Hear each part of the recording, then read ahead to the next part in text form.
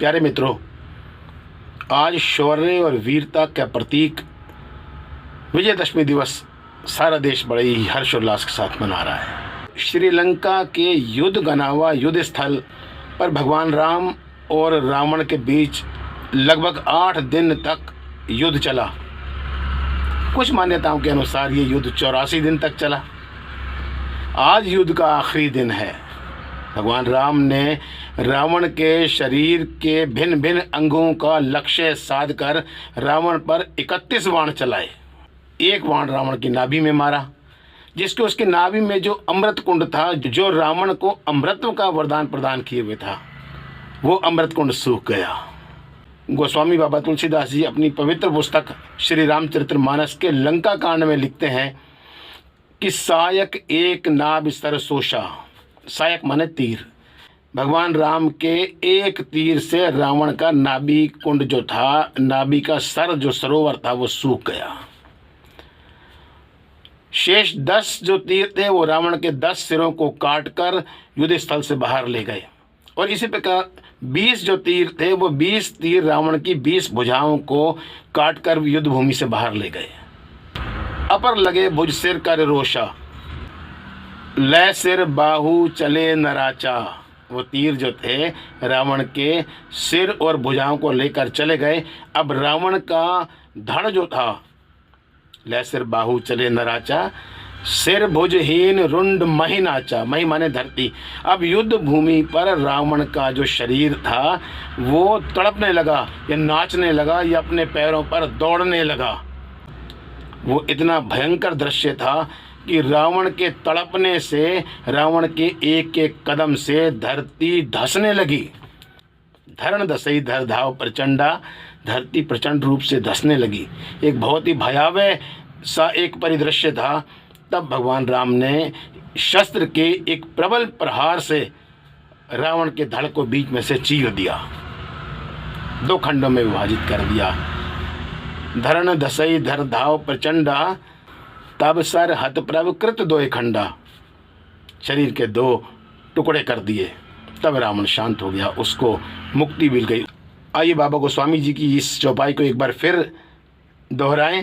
सायक एक नाभ सरसोशा, अपर लगे भुज सिर कर रोशा, ले सिर बाहु चले नराचा, सिर भुजहीन रुंड मह नाचा, धरण दसई धर धाव प्रचंडा, तब सर हत प्रभु कृत 2 खंडा।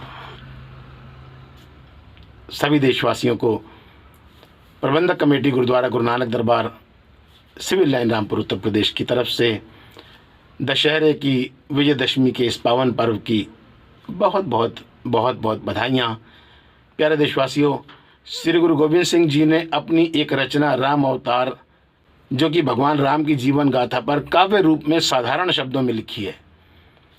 अंतिम पंक्तियों में गुरु गोविंद सिंह जी कहते हैं कि राम कथा जुग जुग अटल, सब कोई भाखत नेत। भाखत माने परिभाषित करना।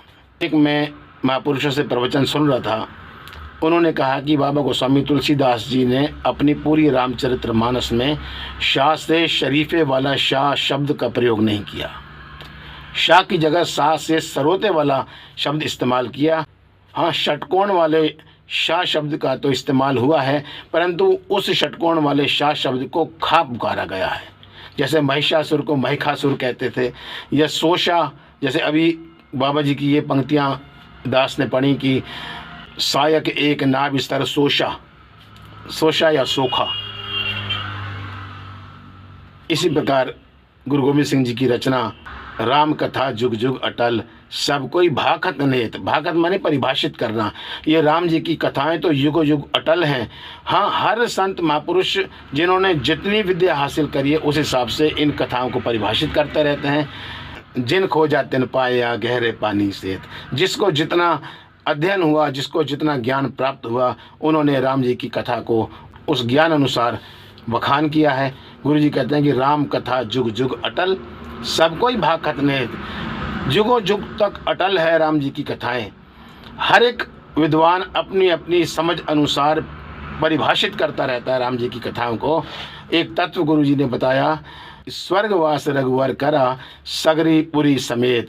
भगवान राम जी तो स्वर्ग में बैकुंठ में गए ही, लेकिन जो भी भगवान राम जी के सानिध्य में रहा, पूरे पूरे नगर वासियों को, पूरे पूरे इलाका निवासियों को, पूरे पूरे क्षेत्र वासियों को भगवान राम जी ने स्वर्ग में उन्हें स्थान दिलवाया। स्वर्गवास रघुवर करा सगरी पुरी समेत। फिर अंतिम पंक्तियों में गुरु जी कहते हैं कि जो ए कथा सुने अर गावे, जो ए कथा सुने अर गावे, दुख पाप तिस निकट न आवे, दुख पाप तिस निकट न आवे। जय श्री राम, जय हिंद।